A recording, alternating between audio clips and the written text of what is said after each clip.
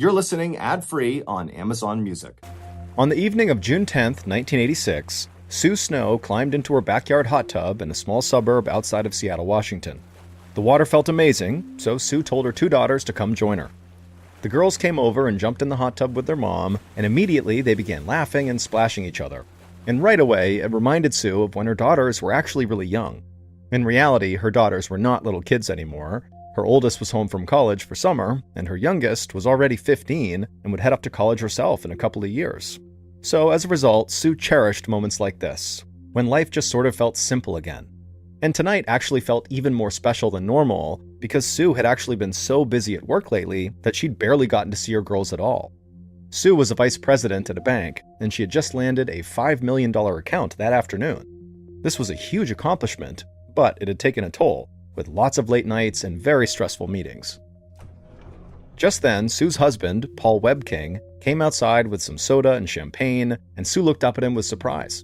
Paul grinned, handed the soda to the girls, and poured Sue a glass of champagne. Then he raised his own glass to make a toast. He said he knew Sue didn't like to talk about her accomplishments, but he was so proud of her, and she deserved to be celebrated for closing such a huge deal at work.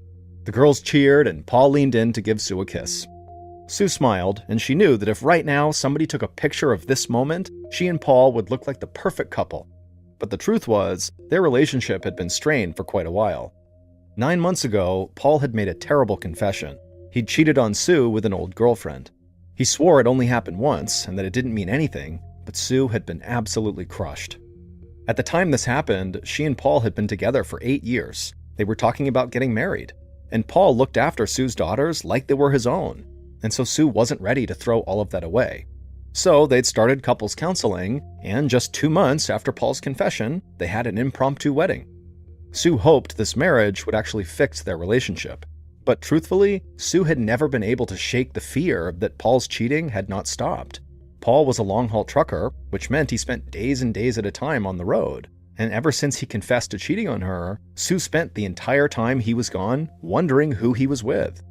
The sound of her daughter's laughter stopped Sue from spiraling further into these intrusive thoughts about her husband, and her attention snapped back to her family. They spent the evening talking and laughing together, and Sue reminded herself to focus on all the positive things she had in her life. And by the time she climbed out of that hot tub that night, she actually was in a good mood again. But the next morning, Sue woke up with a pounding headache. Unfortunately, the stress from work and her constant concerns about Paul had made these morning headaches all too common. Paul had already left for work, and her oldest daughter had spent the night out with her boyfriend. So Sue rolled out of bed and walked down the hall to say good morning to her youngest daughter, Haley, and then after that, she went right to the medicine cabinet in her bathroom. She grabbed a bottle of extra-strength Excedrin and washed down 2 pills with water from the sink, hoping this would get rid of her headache. A little later that morning, Haley stepped out of the shower in the other bathroom. She wrapped her towel around herself and then opened the door to go back to her bedroom. But she heard something strange. The water in her mom's bathroom sink was running, and she thought she heard water splashing onto the floor. Haley called out for her mother, but she didn't get an answer. So Haley walked down the hallway, and as she did, the sound of running water got louder, but she couldn't hear her mom moving around or anything. Haley approached her mother's bathroom door, which was slightly open, and through the crack, she saw that the tap water was on and the sink was overflowing with water. Haley rushed in to turn off the water, but then she saw something on the ground and she just screamed. Her mother was crumpled on the floor in her bathrobe with her back up against the bathtub. Sue's eyes were wide open and her fingers were curled up like she was trying to grip something that wasn't there. And so after a second of screaming, Haley stopped and bent down and checked her mother's pulse because she couldn't tell if she was even alive. And she found her mother's pulse was there, but it was faint. In a total panic now, Haley turned off the water and then ran to the phone in her mother's room, but she wasn't really thinking clearly, so instead of immediately calling 911, she called her mother's friend. When the friend heard what was going on, she told Haley to call 911 right now, and the friend said she'd be over in a second. A few minutes later, the friend and the paramedics arrived, and Haley, who was totally upset, led them all to the bathroom where her mother was. The paramedics quickly examined Sue and began pulling off her robe to check for hidden injuries, and as they did, one of them asked Haley if her mother had a history of drug use. And Haley shook her head and said no, she sometimes took over-the-counter drugs, but that was it. Meanwhile, Sue, despite having a light pulse, was still completely unresponsive. And so the paramedics put a tube down her throat, they lifted her onto a stretcher, and then ran with her back through the house out the front door, with Haley and her mom's friend following behind. The paramedics loaded Sue into the back of the ambulance and told Haley that her mom would need to be airlifted from the local hospital to a bigger hospital in Seattle, and Haley would need to find her own way there. Then they shut the ambulance doors and sped off with the sirens blaring. Haley stood in her front yard in a total daze. Her mother's friend put her hand on Haley's arm and told her she would drive her to the hospital, and she also asked Haley if there was anyone else she could call. And that was the first time since Haley found her mother on the bathroom floor that she thought of her mom's husband, Paul. Paul was loading his 16-wheeler truck in the back of a big industrial warehouse when one of his coworkers came over to him looking panicked. The coworker said Sue's friend had just called dispatch and told them that Sue had been rushed to Harborview Medical Center in Seattle. Paul immediately put the box he was holding down and asked his coworker, what else do you know? What else did Sue's friend say? But the coworker just shrugged. Sue's friend hadn't given any more details than that. So Paul gave up on loading his truck and just ran out to his own car and began driving towards the city. But as he drove, he was more confused than worried about Sue. He knew that lately she'd been having a lot of anxiety, and since Sue's friend had not mentioned a car accident or any kind of big injury, Paul kind of assumed that Sue might just be having a big panic attack. But 15 minutes later, Paul walked through the doors of the emergency room and he saw Haley's pale face, and he knew that whatever happened to her mother was not just a panic attack. Paul asked Haley what was happening, and she blurted out, "Mom's brain dead," and then she began crying. Paul stared at Haley in shock. This didn't make any sense. When he left that morning, Sue was in bed sleeping peacefully, totally fine. But Haley obviously knew more than he did, and she was hysterical, and so with a sinking feeling, Paul realized something horrible was really happening. This was real. And so as his heart rate sped up, he tried to catch his breath, and then he just pulled Haley in tight for a hug. A few minutes later, Paul tracked down the doctor outside of Sue's room in the intensive care unit, but the doctor didn't have much more information than Haley did. He said that unfortunately, Sue's brain had been starved of oxygen for so long that she would never wake up again. But he said the medical staff could not figure out why. Essentially, Sue was a healthy 40-year-old woman, except for the fact that she was now suddenly brain dead. Then, in a soft, comforting voice, the doctor said now there was only one thing left to do. Paul was going to have to decide when to take Sue off of life support and let her die. Paul just stood there staring at the doctor, like he couldn't even process what he was just being told. And then finally, he just asked the doctor if he could please go see his wife. The doctor nodded, and as Paul walked into Sue's room and saw her laying there connected to all these tubes and wires, he wondered how in the world he was going to find the strength to make this terrible choice.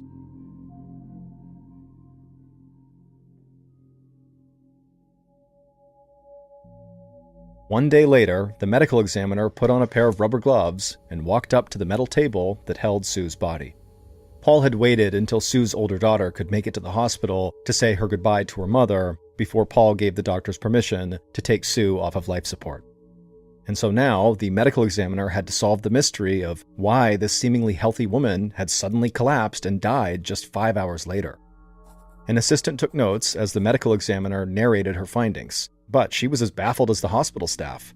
Sue had not had a stroke, aneurysm, or a heart attack. She had no broken bones, no skull fractures, and no internal bleeding. And a drug panel showed she had not overdosed on any of the more common street drugs like heroin or cocaine. So the medical examiner began to think that her only hope of solving this mystery would likely come from the full toxicology report, which would take several more days to complete. But then suddenly, the medical examiner's assistant stopped taking notes and interrupted the medical examiner mid-sentence. The assistant asked if the medical examiner smelled something strange. The medical examiner shook her head and looked at her assistant confused. The assistant wrinkled up her nose and took in a big inhale, and then nodded with certainty like, "Yep, I smell something." So the medical examiner did the same thing and breathed in deep through her nose, and immediately her eyes went wide. The odor was faint, but it was very clear. Sue's body definitely smelled like almonds. In all her years of performing autopsies, this medical examiner had never seen this before.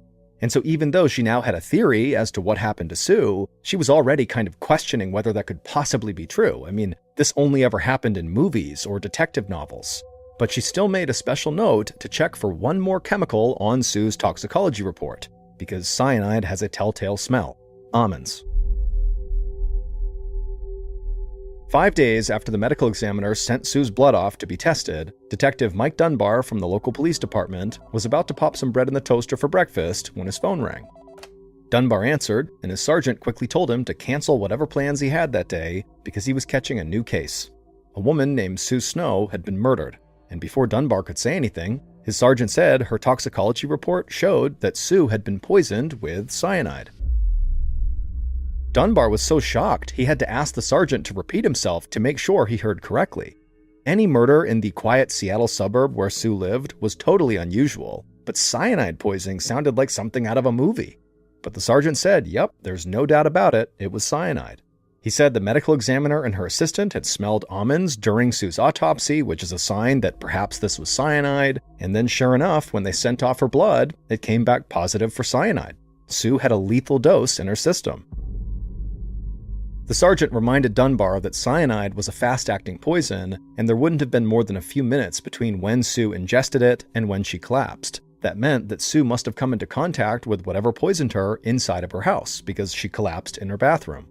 So the sergeant gave Dunbar the family's phone number, and then the two hung up, and then Dunbar immediately called the family's house. After a few rings, Paul picked up with a very distracted-sounding hello. Dunbar introduced himself, but Paul barely seemed able to hear him. And then eventually, Paul actually just cut Dunbar off and apologized and said, I can't talk right now because I'm about to leave for Sue's burial. But Dunbar told Paul that unfortunately, the news he had could not wait. He told Paul Sue had been poisoned, and Dunbar needed to come to their home as soon as possible to look for whatever had killed her because it could still be in that house, which means the family could still be at risk. Paul was completely silent for a minute, and then he told the detective that, that's shocking, but still he would need to talk to him later on because of this burial. So Dunbar kind of resigned to the fact that Paul was not going to budge on this, told Paul to please gather Sue's family at his house after the burial, and Dunbar said he would come by to talk to them and also search the place to make sure there was no more poison in their house. At this, Paul just kind of mumbled that he'd do his best, and then he hung up.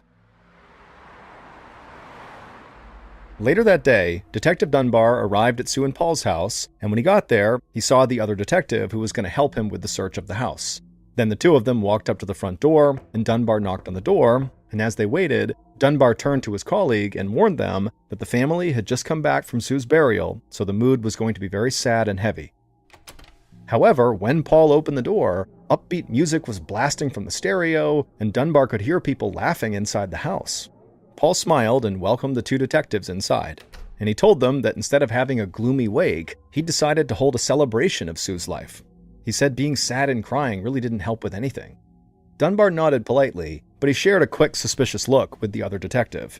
This was not what either of them had expected at all. Paul pointed them to the bathroom where Sue had died, and he told the detectives that the family had not touched anything inside of there at all. Dunbar then gave Paul a form asking for consent to search the house, and Paul signed it right away. But before the detectives got started, Paul told them he had one question. Dunbar nodded and looked at him intently, curious to hear what this question was. Paul then held up a menu and said he was ordering pizza, and his question was, "Do you want any pizza?" Dunbar knew people grieved in different ways, but he could not get over how relaxed Paul seemed. But he thanked Paul for the offer and said no, they didn't want any pizza, and then they headed down the hall towards the bathroom. Dunbar put on rubber gloves and then stepped into Sue's bathroom and went right for the medicine cabinet. One by one, he took out bottles of prescription medication and over-the-counter pain pills and carefully dropped each one into its own evidence bag. As Dunbar worked, the other detectives searched the rest of the house, looking for anything stored in the closets or garage that in theory could contain cyanide. When Dunbar finally finished in the bathroom, he walked back to the kitchen and he found Paul sitting quietly at the table. By now, most of the guests had left and the music had been shut off and the pizza was getting cold on the counter. Paul seemed to have lost all the energy he'd had when Dunbar and his colleague had first arrived. Dunbar saw an opportunity here, and so he sat down and just began asking Paul questions about where he had been and what he was doing on the morning Sue had died. Paul told Dunbar that he'd left for work before Sue had woken up, and then later that morning, he learned that his stepdaughter, Haley, had found Sue on the bathroom floor. Paul's voice sounded very tired, and his story was very to the point, without any of the extra details that could sometimes indicate a person was making things up.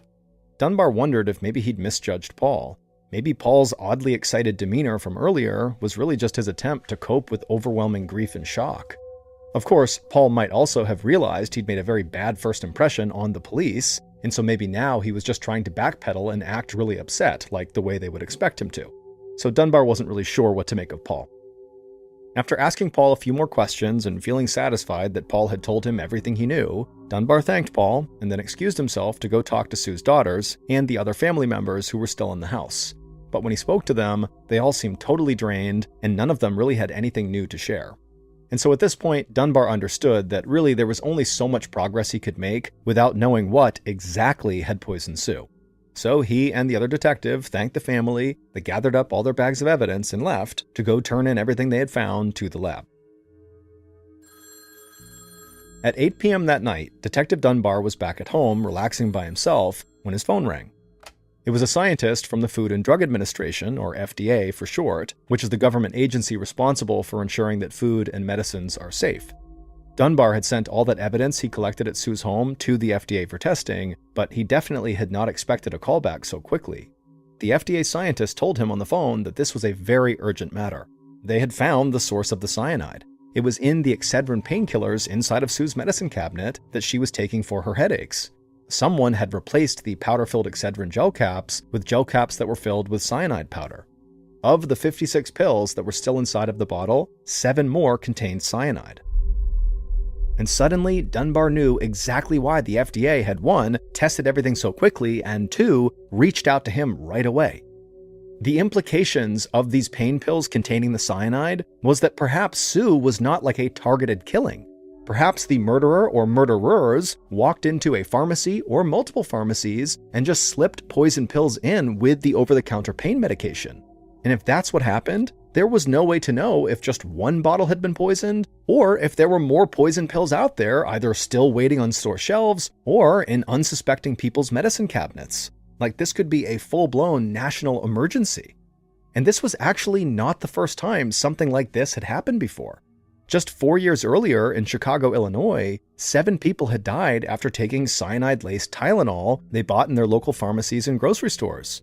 When news of the deaths had broken, there was a national panic, and despite the intense investigation that followed the Chicago Tylenol murders, the killer had never been caught. Now, Detective Dunbar realized that the Tylenol killer may have just struck again, or he could be dealing with a copycat killer. Either way, if this killer really was murdering at random through these poison medication bottles, well, figuring out their identity would be very difficult, if not impossible. Dunbar thanked the FDA scientist and hung up. Then he immediately called the chief of police and let him know they might have a large-scale incident on their hands. The city was going to have to put up some kind of an alert.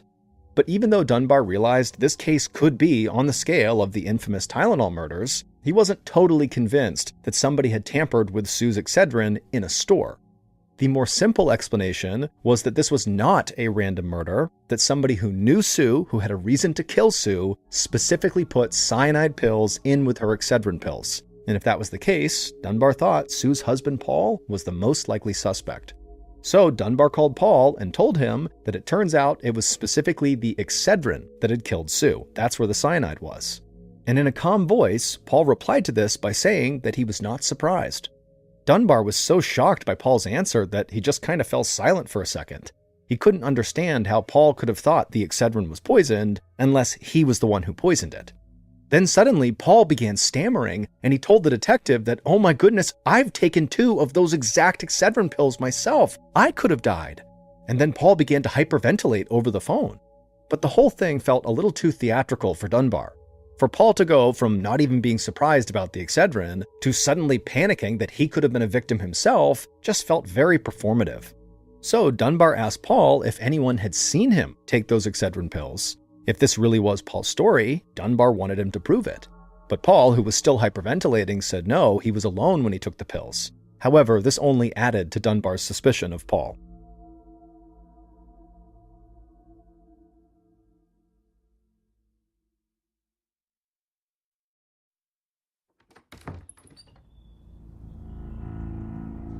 The next morning, when Dunbar grabbed his newspaper off his porch and read the headlines, he grimaced.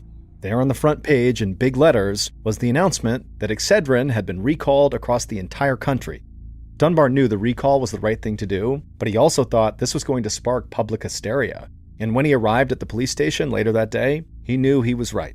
The station was absolute chaos, with a line of people at the desk. Some of them were yelling out their theories, and others were crying because they were worried they'd taken poisoned Excedrin, even though if they had, they'd already be dead. But they didn't really know that, so they were just totally losing their minds about it. But it wasn't just civilians that were clogging up the police station hallways. An entire busload of FBI agents had descended, and Dunbar watched them setting up a command post in a big conference room. Dunbar pushed his way through the crowd of hysterical people and made his way to his desk, where he found a special agent named Ike Nakamoto waiting for him. Nakamoto was a big, serious-looking guy, but the moment he saw Dunbar, he smiled and shook Dunbar's hand and apologized for the mess. Dunbar had heard stories about how the FBI liked to order local police around, and so he was immediately suspicious of Nakamoto's friendliness. Nakamoto explained that the FBI had been called in as soon as the FDA realized it was the Excedrin that was poisoned. He said that after the Chicago Tylenol murders, the FBI had been given jurisdiction over any investigations that involved poisoned medication. But Nakamoto assured Dunbar that the FBI was there to focus on the product tampering angle, not to take Dunbar's murder case away. Nakamoto said he wanted the detective to continue to investigate Sue's death, and they could even work together and share information. Dunbar managed to smile and said he'd be happy to work together, but he said he still thought the killer was much more likely to be Sue's husband, Paul, than some anonymous poisoner. Paul just seemed off. It was like he was always either underreacting or overreacting, like a guilty man trying to say and do the right thing, rather than an innocent, grieving man reacting to events as they happened. It all just seemed very performative. Paul just kind of seemed like he was acting. And to Dunbar's surprise, Nakamoto nodded and agreed with him.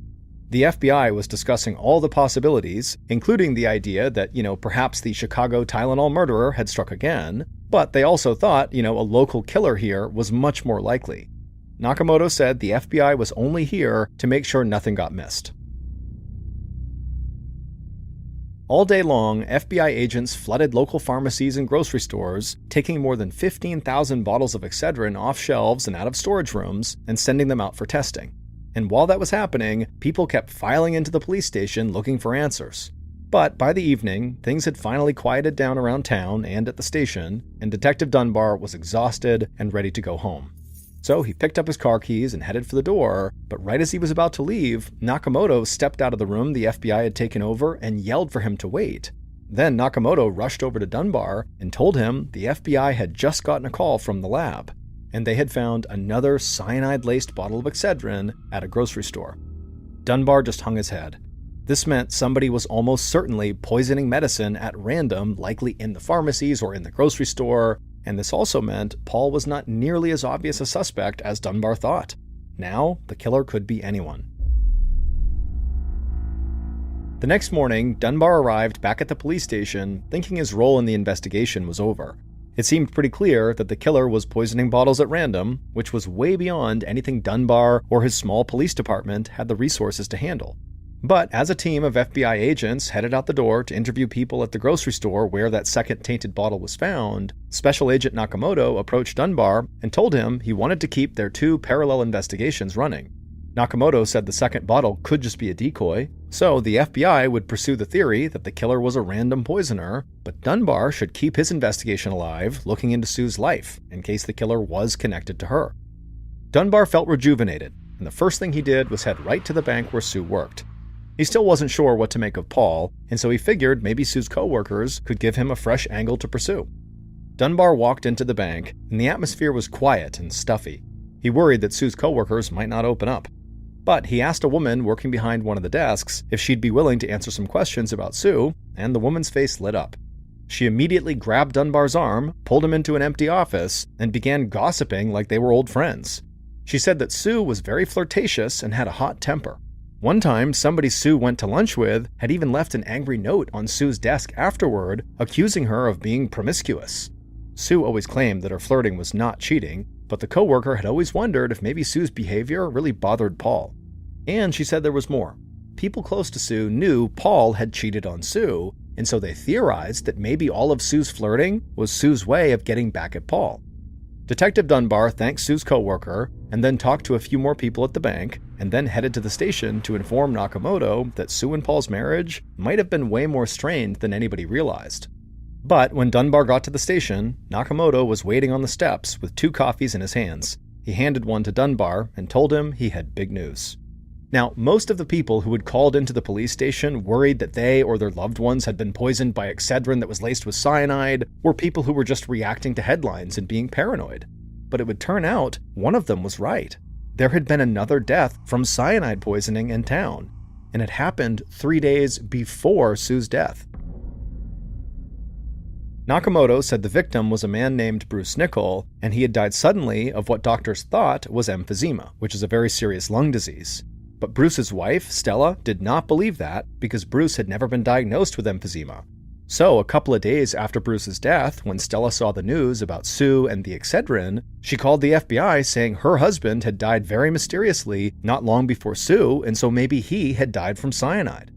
Now, by this point, her husband Bruce had actually already been buried, but he had donated his eyes. So, a vial of Bruce's blood had been taken to determine blood type, and then that blood had been stored at the blood bank.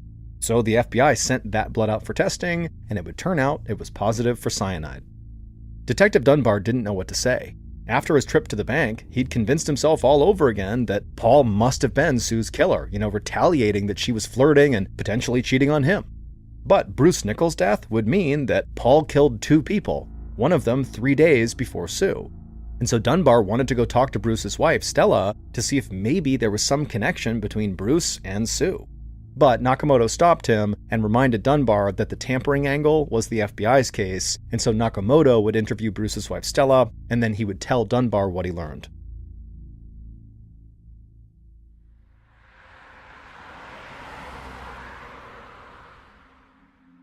The next afternoon, Special Agent Nakamoto arrived at the mobile home where Stella and her daughter lived.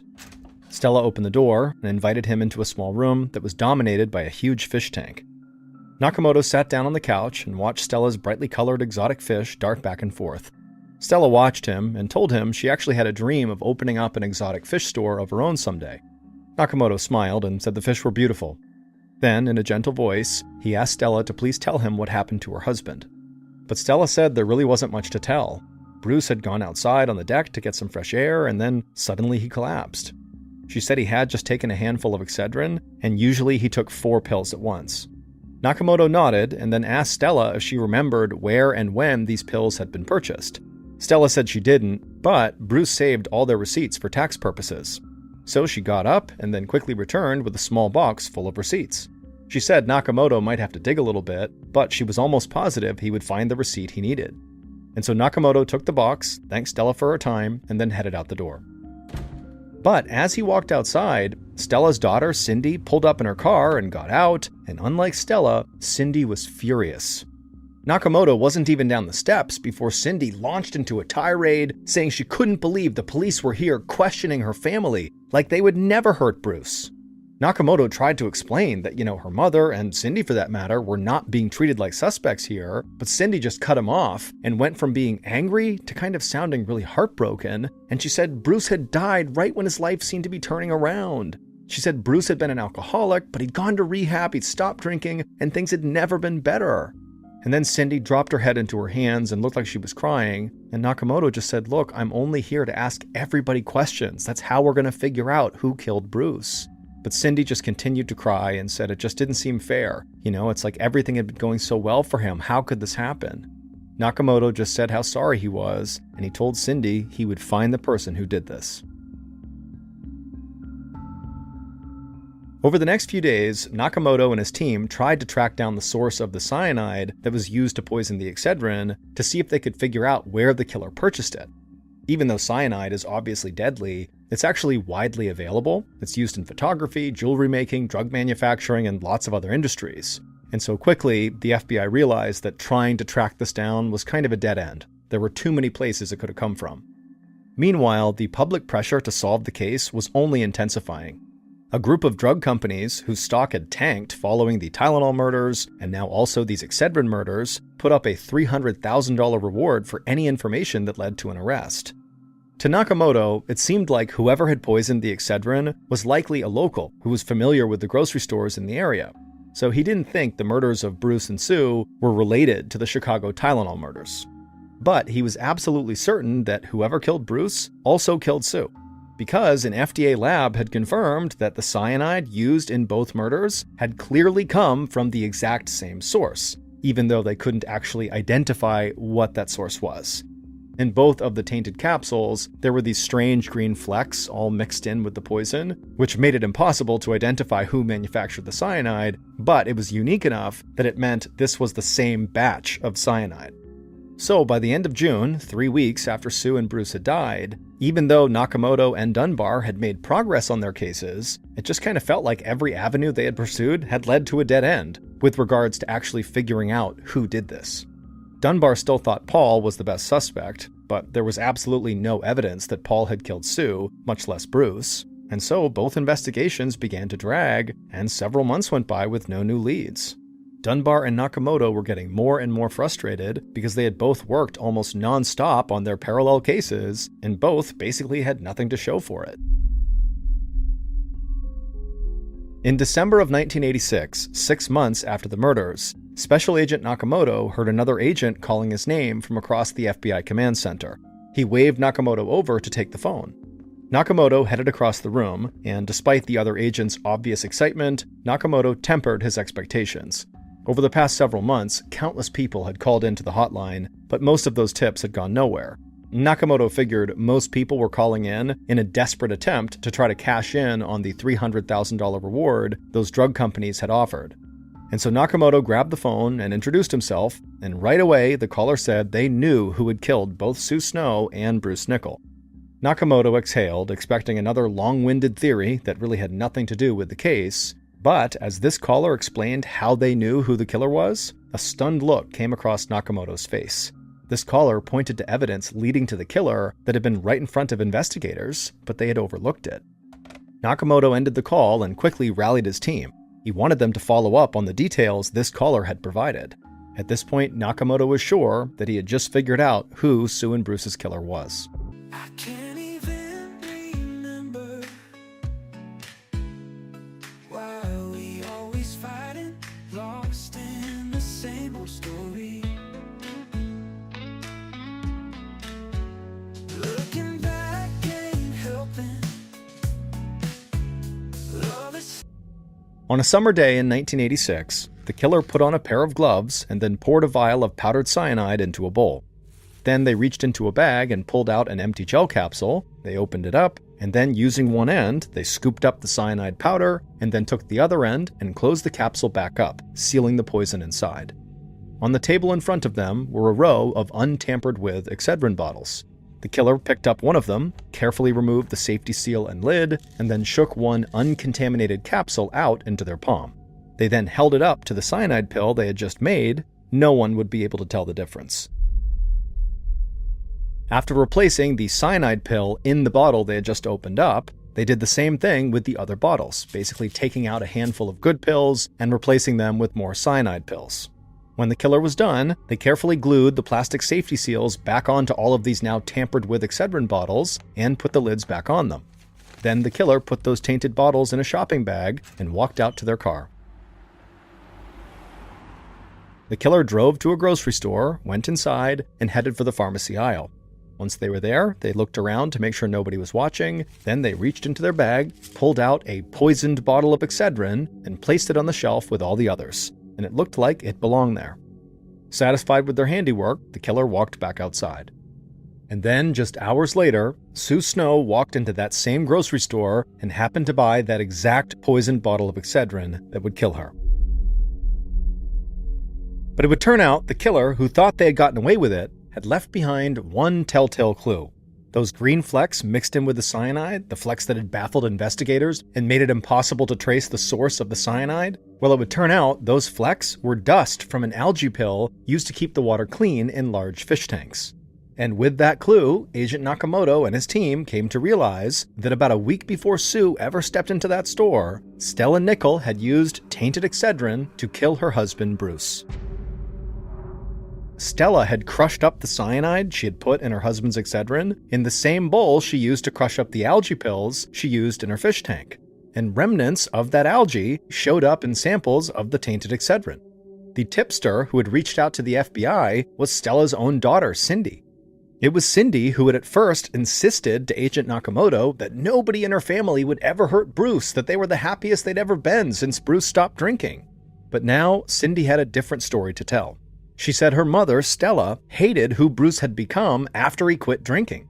Instead of getting dressed up and going to bars and hanging out with friends, Stella and Bruce now just stayed home all the time, and so Stella was bored. She missed her old life, and she felt like Bruce's new sobriety was holding her back. Cindy said Stella had even talked to her about how easy it would be to recreate the Chicago Tylenol murders and make it look like somebody had overdosed. Despite that, Cindy had tried to convince herself after Bruce's death that her mother's comments were just a weird coincidence. But then 6 months after the murders, Stella told Cindy she was going to use Bruce's life insurance money to live out her dream and open up a tropical fish store. And at this point, Cindy couldn't deny it anymore. She felt nearly certain that Stella must have killed Bruce for his money. Stella could have gotten away with this whole thing, but Bruce's autopsy didn't pick up the cyanide. Instead, the coroner listed Bruce's cause of death as emphysema.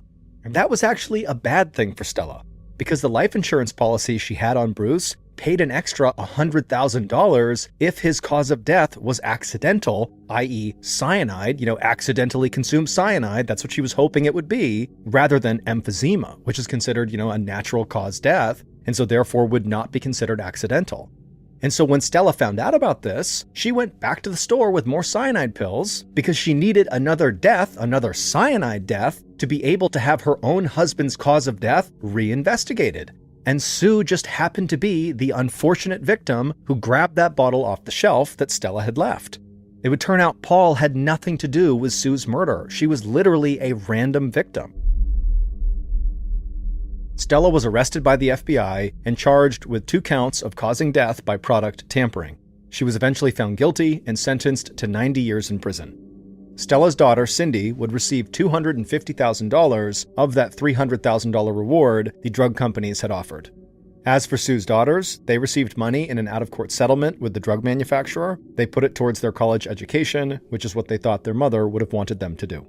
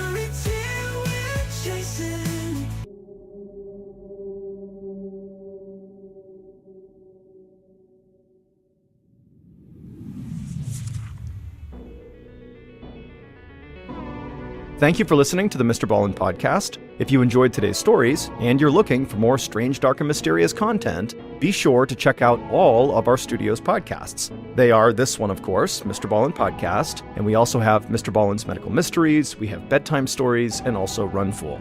To find those other podcasts, all you have to do is search for Ballen Studios wherever you listen to your podcasts. To watch hundreds more stories just like the ones you heard today, head over to our YouTube channel, which is just called Mr. Ballen.